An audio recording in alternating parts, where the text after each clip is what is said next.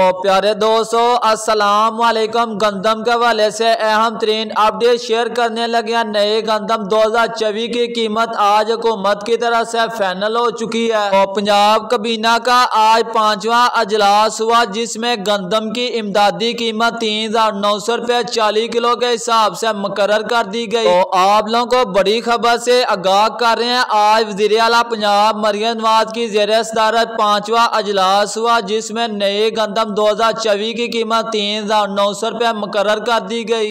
तो पंजाब में गंदम की खरीदारी का हुकूमत की तरफ से हतमी फैसला और बाकायदा ऐलान भी कर दिया गया। किसानों से गंदम पंजाब के अंदर साल 2024 में 3900 रुपये में खरीदी जाए। तो आप लोगों को पंजाब से आज बड़ी खबर से आगाह कर रहे हैं। आज पंजाब कबीना का 5वां अजलास हुआ, जिसमें साल 2024 नई गंदम की कीमत आज 3900 रुपये 40 किलो के हिसाब से मुकर्रर कर दी गई।